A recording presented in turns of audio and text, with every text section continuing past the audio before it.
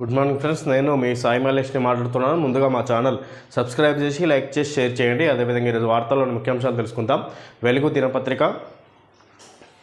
పిరంగి నాలపై Janwada farm house ప్రాథమికంగా నిర్ధారించిన ఆఫీసర్లు. Irrigation revenue శాఖల ఆధ్వర్యంలో ఫీల్డ్ విజిట్. బుల్కాపూర్ నుంచి గోలాపురం జన్వాడ మీదుగా మణికొండకు పిరంగి నాల మరోసారి జాయింట్ సర్వే చేస్తామని ప్రకటన.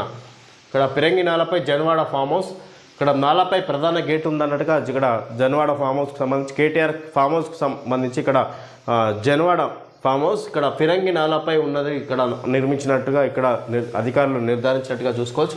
మరోసారి జాయింట్ సర్వే చేస్తామని ప్రకటించినట్టుగా ఇక్కడ ఏదైతే ఇక్కడ బఫర్ జోన్లో ఉన్నట్టుగా ఇక్కడ హైడ్రా ఆధ్వర్యంలో చర్యలు జరుగుతున్నాయి. ఇక్కడ కేటీఆర్ ఫామ్ హౌస్ను కూడా పరిశీలిస్తున్నట్టుగా చూసుకోవచ్చు అధికారులు. ఫిర్యాదు వస్తే 111 జీవో పరిధిలోకి ఎంటర్ అవుతాం. FTL పరిధిలో ఉంటే మంత్రుల ఇండ్లైనా కూల్చేస్తాం. పల్లా మల్లారెడ్డి ఓవైసీల కాలేజీలపై ఎంక్వైరీ చేస్తున్నాం. ఆక్రమణలని తేలితే అకాడమిక్ ఇయర్ పూర్తయ్యాక కూలుస్తాం. అడ్డగోలుగా పర్మిషన్లు ఇచ్చిన ఆఫీసర్లపై త్వరలోనే కేసులు. హైడ్రాకు ప్రభుత్వం ఫుల్ సపోర్ట్. సీఎం ఫ్రీడమ్ ఇచ్చారు. ఇకపై జంగిల్ రాజ్యం నడవది, చెరువులను కాపాడడమే లక్ష్యం. వెలుగు ఇంటర్వ్యూలో హైడ్రా కమిషనర్ రంగనాథ్.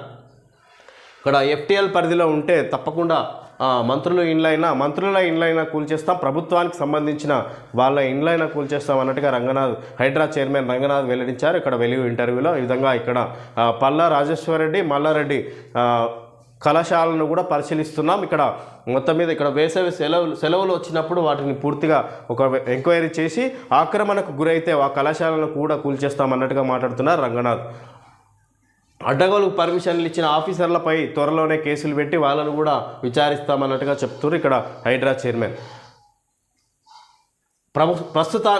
ప్రతిపక్షాలే మా టార్గెట్ అనేది ఉత్తమాటలు, మాకు ఎవరు టార్గెట్ కాదు, చెరువులను కాపాడమే మా లక్ష్యం. ఇప్పటికే 2 నెలల రిపోర్ట్ రిలీజ్ చేశాం. ఆ రిపోర్ట్లో అన్ని పార్టీలకు చెందిన వారు ఉన్నారు. కాంగ్రెస్, బీజేపీ, MIM వాళ్ళు ఎక్కువ ఉంటే BRS నుంచి ఒక్కరే ఉన్నారు. హైడ్రాకు ఎక్స్, ట్విట్టర్, మెయిల్, వాట్సాప్ ద్వారా నేరుగా ఫిర్యాదు చేయవచ్చు. మొన్నటి వరకు డైలీ 50 నుంచి 60 వరకు వచ్చేవి, కానీ ఇప్పుడు లెక్కలేదు. వేలల్లో ఫిర్యాదులు వస్తున్నాయి. అన్నింటిపై విచారణ జరిపి అక్రమమని తేలితేనే చర్యలు తీసుకుంటాం. ఈ విధంగా మాకు ప్రతిపక్షాలే టార్గెట్ కాదు, అందులో ఎవరైతే చెరువులను కాపాడమే, ప్రభుత్వ భూమిని కాపాడమే మా లక్ష్యం అన్నట్టుగా ఇక్కడ హైడ్రా చైర్మన్ రంగనాథ్ మాట్లాడుతున్నారు. ఎక్కడైతే చెరువులు కబ్జాకు గురవుతాయో అక్కడ వాటిని రక్షించడమే మా లక్ష్యం అన్నట్టుగా మాట్లాడుతున్నారు. ఇప్పటి వరకు కాంగ్రెస్, బీజేపీ నాయకులవే ఎక్కువ కూల్చేశాం, BRS వాళ్ళే ఒకటే ఉన్నారు అన్నట్టుగా ఇక్కడ కూల్చిన వాటిలో మొత్తం మీద BRSకి సంబంధించి ఒక భవనాన్ని BRS సంబంధించిన భవనాన్ని కూల్చేసినట్టుగా చెప్పుకొచ్చారు రంగనాథ్. హైడ్రాకు ఎక్స్, ట్విట్టర్ ద్వారా ఇక్కడ ఫిర్యాదు చేయవచ్చు అని హైడ్రా చైర్మన్ రంగనాథ్ మాట్లాడుతున్నారు. ఇక్కడ ఇంతకుముందుకు 50 నుంచి 60 వరకే ఫిర్యాదులు వచ్చాయి, ఇప్పుడు లెక్క పెట్టలేము, వేలల్లో ఫిర్యాదులు వస్తున్నాయి అన్నట్టుగా రంగనాథ్ మాట్లాడుతున్నారు. ఇక్కడ కబ్జాకు గురైన భవనాలకు సంబంధించి ప్రస్తుతానికి తమ పరిధిలో ఔటర్ రింగ్ రోడ్డు వరకే అని, కానీ ఫిర్యాదులు వస్తే 111 జీవో పరిధిలోకి ఎంటర్ అవుతామని హైడ్రా కమిషనర్ రంగనాథ్ పేర్కొన్నారు. కార్పొరేషన్లు, మున్సిపాలిటీలు, పంచాయతీలు కోరితే వారికి సపోర్టుగా రంగంలోకి దిగుతామని తెలిపారు. ప్రతిపక్షాలనే తాము టార్గెట్ చేస్తున్నామనేది ఉత్తమాటేనని, తమకు ఎవరు టార్గెట్ కాదని, చెరువులను కాపాడమే తమ ముందున్న లక్ష్యమని పేర్కొన్నారు. FTL పరిధిలో ఉంటే మంత్రుల ఇండ్లైనా కూల్చేస్తామని స్పష్టం చేశారు. పల్లా రాజేశ్వరరెడ్డి, మల్లారెడ్డి ఓవైసీల కాలేజీలపై అనేక ఫిర్యాదులు వచ్చాయని, వాటిపై ఎంక్వైరీ చేస్తున్నామని చెప్పారు. అవి FTLలో ఉన్నట్లు తేలితే అకాడమిక్ ఇయర్ ముగిశాక కూల్చేయడం ఖాయమని తెలిపారు. ఈ విధంగా ఇక్కడ మల్లారెడ్డి, పల్లా రాజేశ్వరరెడ్డి కాలేజీకి సంబంధించి కూడా ఫిర్యాదులు వచ్చాయి, ఇక్కడ పరిశీలిస్తున్నాం. అవి బఫర్ జోన్ FTL పరిధిలో ఉంటే ఇక్కడ అకాడమిక్ ఇయర్ అయిపోయినాక ముగించుకున్నాక వాటిని కూల్చేసే అవకాశం ఉన్నట్టుగా చెప్పుకొచ్చి హైడ్రా చైర్మన్ రంగనాథ్. అదేవిధంగా ఇక్కడ మాకు ఓన్లీ కాంగ్రెస్, BRS వాళ్ళ మీదనే ఇక్కడ కావాలి, రాజకీయంగా మేము ఏ విధంగా చర్యలు తీసుకోవలేం, ఓన్లీ చెరువులను కాపాడమే మా లక్ష్యం. అందులో ఏ పార్టీ వాళ్ళున్నా, కాంగ్రెస్ సంబంధించిన మంత్రులు ఉన్నా కూడా ఇక్కడ వదిలిపెట్టమన్నట్టుగా చెప్పుకొస్తుంది ఇక్కడ దానికి సంబంధించి ఇక్కడ రంగనాథ్ చైర్మన్. హైడ్రాపై హైకోర్టుకు బడా బాబులు. ఇప్పటికే 200కు పైగా పిటిషన్లు. మొన్న జన్వాడ ఫామ్ హౌస్పై కేటీఆర్ అనుచరుడు, తాజాగా నీలిమ విద్యా సంస్థలపై హైకోర్టుకు పల్లా రాజేశ్వరరెడ్డి. గడిచిన 10 ఏళ్లలోనే అత్యధికంగా అక్రమ నిర్మాణాలు. ఇక్కడ హైడ్రాపై హైకోర్టుకు బడా బాబులు. ఈ విధంగా హైడ్రాపై హైకోర్టుకు బడా బాబులు వెళ్తున్నారు. ఇక్కడ మా భవనాలు కాపాడండి అన్నట్టుగా ఇక్కడ హైడ్రా తీసుకుంటున్న చర్యలపై ఇక్కడ సంబంధించి మొన్న జనవాడ ఫామ్ హౌస్కు సంబంధించి ప్రదీప్ రెడ్డి వెళ్ళి హైకోర్టులో ఫిర్యాదు ఇచ్చిండు. అదేవిధంగా ఇక్కడ పల్లా రాజేశ్వర్ రెడ్డి కూడా తన కాలేజీని కూల్చేస్తున్నారు అన్నట్టుగా ఇక్కడ హైడ్రాపై ఫిర్యాదు చేసినట్టుగా చూసుకోవచ్చు. ఇక్కడ సంబంధించి అయితే గడిచిన 10 సంవత్సరాల్లోనే ఎక్కువగా కబ్జాకు గురైనాయంట చెరువులన్నీ ఇక్కడ మనం చూసుకోవచ్చు. తాజాగా నీలిమ విద్యా సంస్థల చైర్మన్ హైకోర్టుకు పల్లా రాజేశ్వర్ రెడ్డి వెళ్ళి ఇక్కడ ఫిర్యాదు చేసినట్టుగా చూసుకోవచ్చు.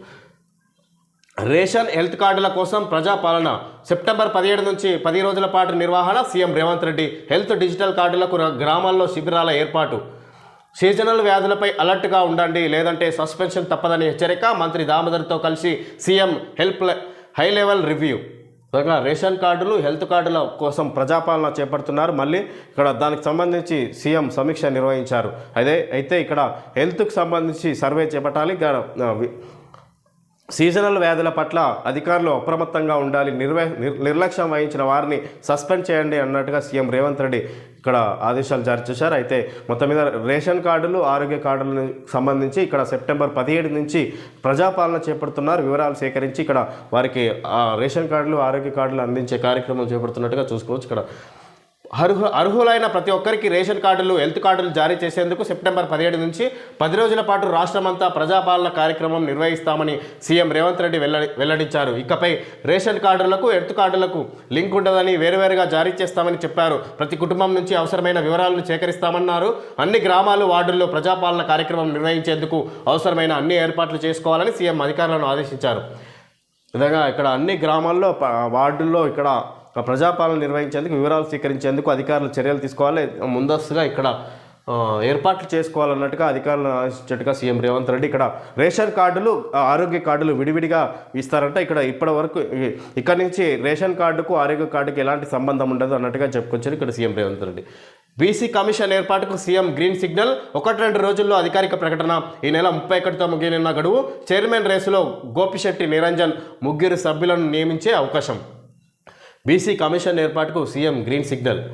1-2 రోజుల్లో అధికారిక ప్రకటన. ఈ నెల 31తో ముగియనున్న గడువు. చైర్మన్ రేసులో గోపిశెట్టి నిరంజన్ 3 సభ్యులను నియమించే అవకాశం. విధంగా బీసీ కమిషన్ చైర్మన్ను నియమించబోతుంది అధికారికంగా. ఇక్కడ చైర్మన్ రేసులో గోపిశెట్టి నిరంజన్ 3 సభ్యులను కూడా నియమిస్తుంది రాష్ట్ర ప్రభుత్వం అన్నట్టుగా చెప్పుకోవచ్చు. ఇక్కడ ఈ నెల 31తో గడువు ముగిస్తుంది. 31 వరకల్లా చైర్మన్ని నియమించే అవకాశం ఉన్నట్టుగా చూసుకోవచ్చు. ఇక్కడ బీసీ కమిషన్ చైర్మన్కు ఏర్పాటుకు సీఎం గ్రీన్ సిగ్నల్. గోషామహల్లో ఉస్మానియాకు కొత్త బిల్డింగ్. 31 ఎకరాల్లో హాస్పిటల్ నిర్మాణానికి నిర్ణయం. 22 జిల్లాల్లో జిల్లా సమాఖ్య బిల్డింగ్స్కు ఎకరం చొప్పున స్థలం. వచ్చే ఏడాదిలోపు కొత్తగా 15 నర్సింగ్ కాలేజీలకు భవనాలు. ఈసారికి అద్దె భవనాల్లో నిర్వహించేలా ఏర్పాట్లు సీఎం రేవంత్ రెడ్డి.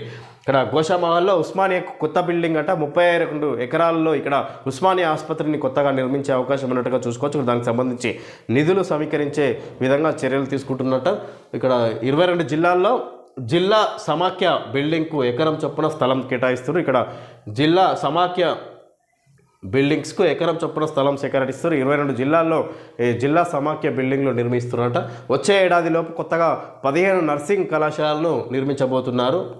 కాలేజీలకు భవనాలు నిర్మిస్తున్నారు అన్నట్టుగా చూసుకోవచ్చు. మనం ఈసారికి అద్దె భవనాల్లో ఏర్పాటు చేసి అదేవిధంగా నెక్స్ట్ ఇయర్ నుంచి కొత్త భవనాల్లో నిర్వహించనున్నట్టుగా కాలేజీలను చూసుకోవచ్చు. మనం తిహార్ జైలు నుంచి కవిత రిలీజ్. లిక్కర్ స్కామ్లో బెయిల్ మంజూరు చేసిన సుప్రీంకోర్టు. 10 లక్షల చొప్పున పూచీకత్తు. పాస్పోర్ట్ సమర్పించాలని ఆదేశం. విచారణ పూర్తయినందున జైల్లో ఉండాల్సిన అవసరం లేదన్న కోర్టు. 153 రోజుల తర్వాత జైలు నుంచి రిలీజ్.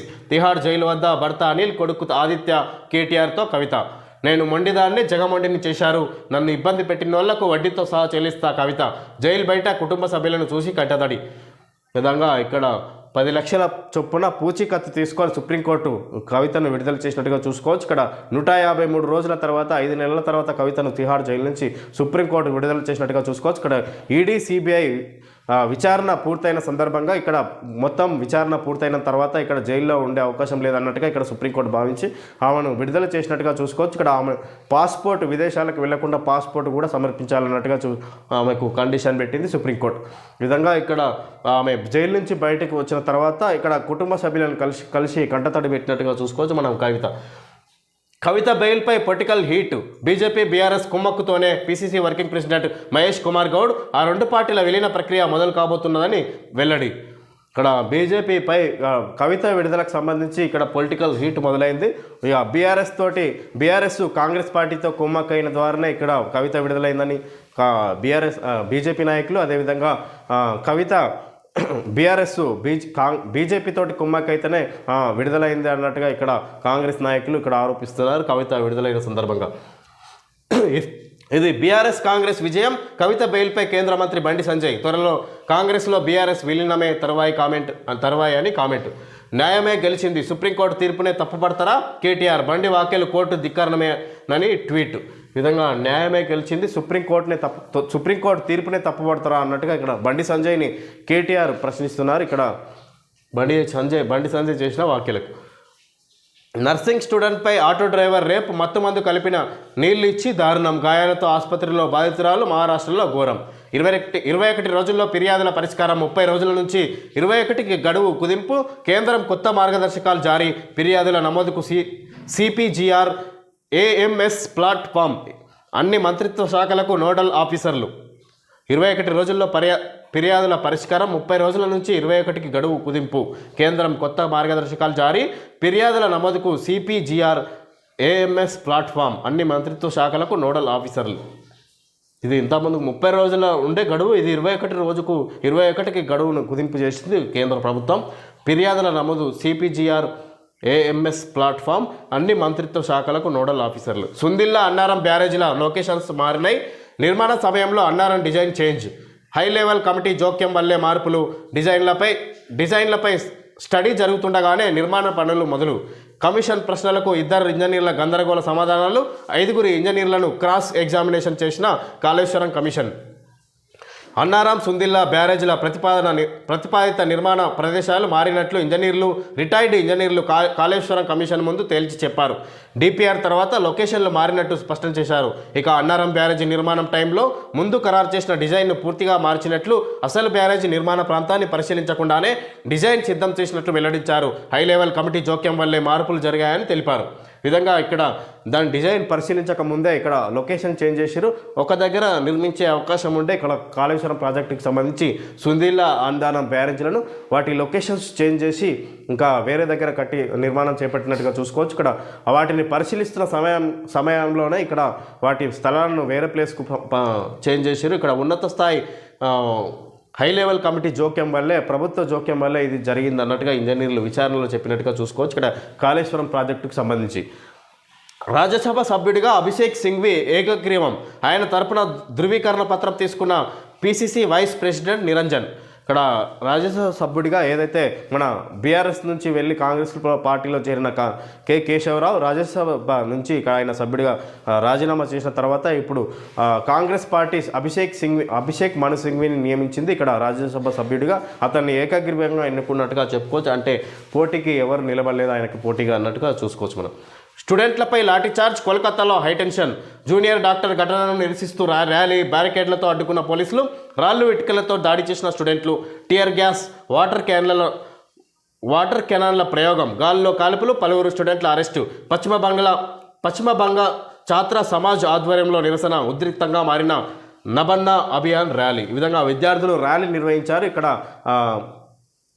కలకత్తాలో జరిగిన డాక్టర్ హత్యకు సంబంధించి ఇక్కడ విద్యార్థులు పెద్ద ఎత్తున ర్యాలీ నిర్వహించారు. దానికి సంబంధించి ఇక్కడ గందరగోళ వాతావరణం నెలకొన్నట్టుగా చూసుకోవచ్చు. ఇక్కడ కోల్కతాలో జూనియర్ డాక్టర్ సంఘటనను నిరసిస్తూ ర్యాలీ, ఉద్రిక్తంగా మారిన నబన్నా అభియాన్ ర్యాలీ అని మనం చూసుకోవచ్చు. ఇక్కడ ఇంకా దోషులకు కఠిన శిక్ష పడలేదు. మరి ఎంతవరకు అక్కడ శిక్షిస్తారో చూడాలి. అక్కడ ఎంతమందిని బయటకు తీస్తారో మరి. ఓకే ఫ్రెండ్స్, ఈరోజు వార్తల్లోని ముఖ్యాంశాలు తెలుసుకోవడం జరిగింది. Thank you friends.